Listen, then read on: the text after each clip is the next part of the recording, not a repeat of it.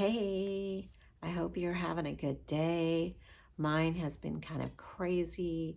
This is the time of year that everyone starts flooding into Florida because we have such great weather compared to most of the country. It's not really that great right now. It's a little bit chilly, but we end up having just people from everywhere coming, and all of those of us who live here usually have lots of visitors this time of year.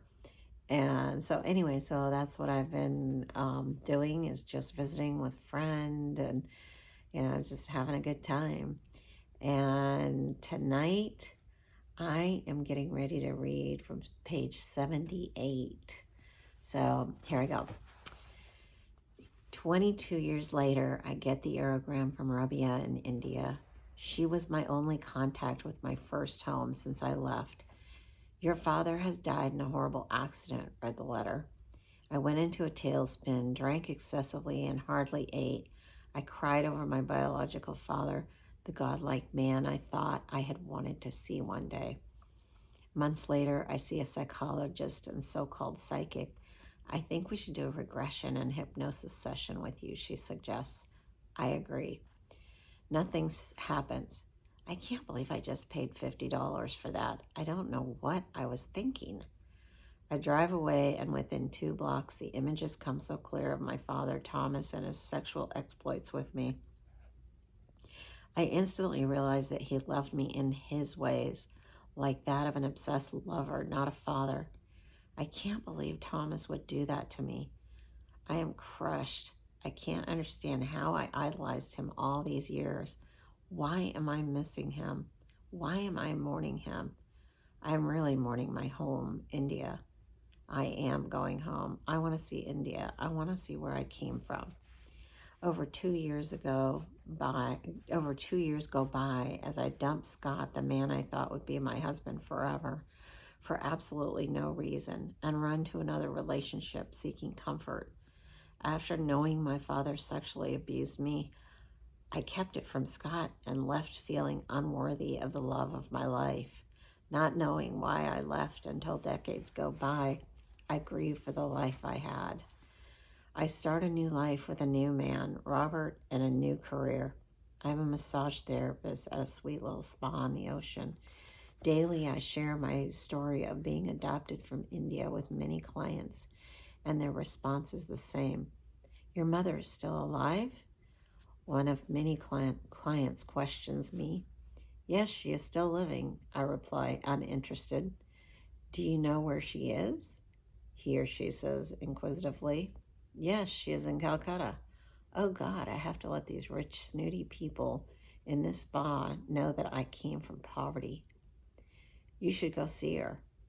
She didn't want me, so I don't want to see her, but I do want to go see India. Then you should go. How do you know she didn't want you? My adoptive mother told me. Great, now they know what a loser I am. After months of hearing this from naked people on a massage table, I come home to Robert one day and express my desire to go. I want to go see where I came from. Don't you want to meet your mother? Robert says, puzzled. Shit, now I am hearing it from him too.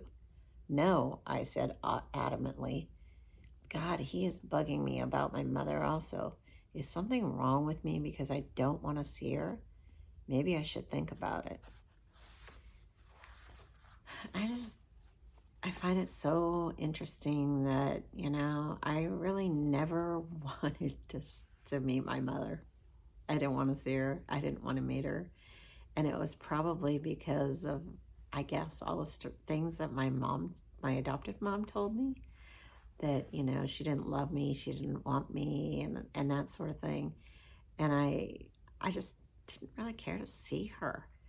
And I just thought it was interesting that everyone is telling me, well, that basically they thought I was kind of crazy for not wanting to see my mother. But, you live your most of your life hearing that your mother doesn't want you or love you. Why would you really want to, or even think about wanting to reconnect with your mother? It just didn't really make sense to me. And I still don't understand why people told me that I should meet my mother when I really didn't have any interest.